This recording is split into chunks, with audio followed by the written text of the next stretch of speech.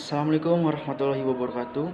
Perkenalkan, nama saya Yudi Putra Pribadi, mahasiswa semester 4 dengan nomor NIM 180641117, Prodi Pendidikan Guru Sekolah Dasar, Universitas Muhammadiyah Cirebon.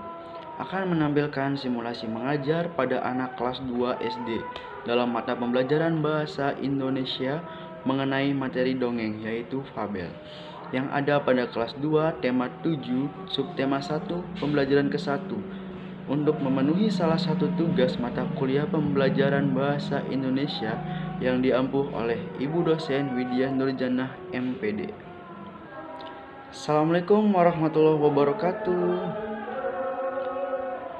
Selamat pagi anak-anak. Bagaimana kabar kalian di pagi hari ini? Oke, pada hari ini, adakah di antara kalian yang tidak masuk sekolah? Sebelum Bapak mulai pembelajaran pada pagi hari ini, alangkah baiknya kita semua berdoa terlebih dahulu. Menurut agama dan kepercayaan masing-masing, berdoa dimulai. Berdoa selesai. Oke, hari ini kita akan belajar mengenai dongeng. Ayo, apakah ada yang tahu apa itu dongeng, anak-anak? Baik, akan Bapak jelaskan terlebih dahulu ya. Dongeng ialah sebuah cerita khayalan atau cerita yang tidak benar-benar terjadi. Jadi, dongeng biasanya itu mempunyai sifat menghibur dan mengandung nilai pendidikan ya anak-anak. Dongeng biasanya itu cerita yang dikarang dan diceritakan kembali dengan secara berulang-ulang oleh orang-orang.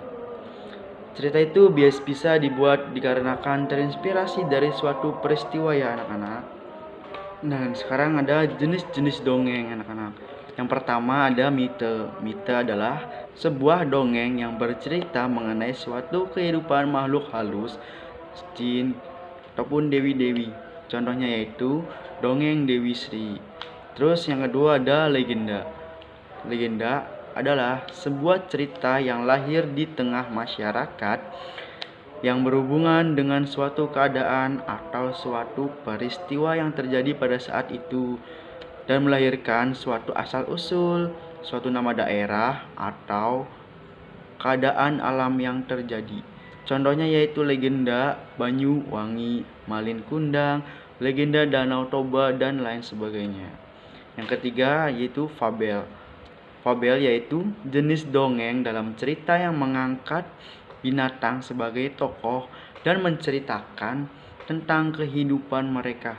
Contohnya yaitu Sang Kancil. Yang keempat, hikayah ialah sebuah jenis dongeng yang berkisah tentang suatu kehebatan maupun kepahlawanan seseorang lengkap dengan kesaktian, keanehan, serta mukjizat tokoh utama. Contohnya yaitu hikayat si miskin, hikayat Sri Rama. Yang kelima, parabel merupakan sebuah jenis dongeng yang menggunakan suatu perumpamaan yang menggunakan kiasan-kiasan yang bertujuan untuk mendidik si pembacanya. Contohnya yaitu sepasang sekot kulit. Terakhir ada dongeng orang pendir, merupakan jenis dongeng yang sifatnya jenaka yang menceritakan tentang suatu pengalaman konyol ataupun tingkah laku sang tokoh yang cerdik dan jenaka. Contohnya yaitu dongeng Abu Nawas. Nah anak-anak, oke, jadi yang tadi itu jenis-jenis dongeng ya.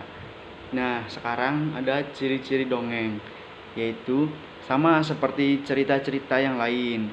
Dongeng punya beberapa ciri yang membedakan dengan bentuk cerita yang lainnya. Berikut ini merupakan ciri-ciri dongeng nih anak, dengarkan ya. Alurnya sederhana, ceritanya singkat dan bergerak cepat. Karakter tokoh tidak diuraikan secara rinci. Kemudian ceritanya disampaikan melalui mulut ke mulut atau secara lisan. Pesan atau tema dalam cerita terkadang dituliskan dalam ceritanya.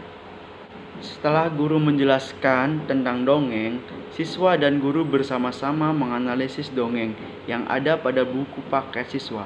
agar siswa memahami penjelasan yang sudah dijelaskan oleh guru. Oke anak-anak, kan sekarang kita lagi membahas tentang dongeng fabel ya. Di sini Bapak akan sedikit bercerita tentang si kancil dan buaya. Pada suatu hari, kancil sedang berjalan-jalan di hutan. Tiba-tiba perutnya terasa lapar. Lalu ia melihat ada banyak buah segar yang ada di seberang sungai yang deras. Kancil pun bingung bagaimana caranya ia dapat melewati sungai untuk mendapatkan makanan tersebut. Akhirnya, si kancil menemukan ide cemerlangnya untuk dapat menyeberangi sungai. Lalu kancil pun memanggil seekor buaya yang tinggal di dalam sungai tersebut. "Hei buaya, keluarlah, aku punya kabar gembira." Mendengar suara si kancil, akhirnya seekor buaya pun keluar dan mendekati si kancil. "Ada apa kancil?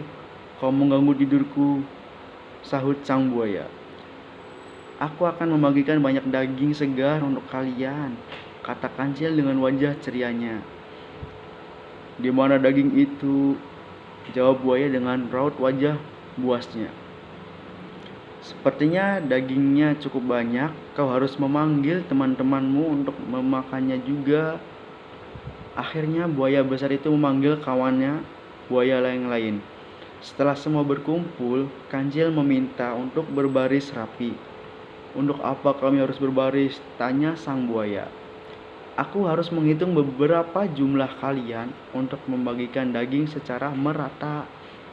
Kancil pun berhasil meyakinkan mereka dan buaya-buaya tersebut membuat barisan seperti membentuk sebuah jembatan. "Baik, aku akan mulai menghitung 1, 2, 3, kata si kancil sambil menginjak satu persatu buaya melewati aliran sungai yang deras. Kancil pun berhasil menyeberangi sungai dengan melewati sekumpulan buaya itu. Setelah itu, ia tertawa berbahak-bahak. "Hahaha, sebenarnya aku tak membagi daging sedikit pun. Aku hanya ingin kalian berbaris agar aku dapat menyeberangi sungai. Ternyata mudah sekali memanfaatkan kalian," kata si kancil. Sekelompok buaya tersebut akhirnya marah dan hendak memakan kancil, tetapi sudah terlambat karena kancil sudah lari menjauh dari mereka. Cerita ini membuktikan bahwa kecerdikan dapat mengalahkan kekuatan. Oke anak-anak, ada yang bisa dimengerti? Semoga kalian bisa dimengerti ya dengan cerita ini. Oke anak-anak, tadi kan Bapak sudah bercerita sedikit tentang dongeng si kancil. Apakah di antara kalian yang masih belum mengerti tentang dongeng yang fabel? Apakah ada yang ingin ditanyakan tentang dongeng anak-anak? Tidak ada. Oke, bagus sekali ya anak-anak. Jadi, karena kalian sudah mengerti, Bapak akan memberikan kalian satu buah tugas. Tugasnya adalah kalian mencari dongeng tentang binatang. Ya anak-anak. Kemudian kalian analisis dongeng tersebut. Lalu kalian bercerita dongeng yang kalian cari tersebut di depan kelas. PR tersebut untuk pertemuan yang akan datang ya anak-anak. Oke, pembelajaran hari ini Bapak cukupkan sampai di sini. Jika ada kekurangan maupun salah kata, saya mohon maaf. Wassalamualaikum warahmatullahi wabarakatuh.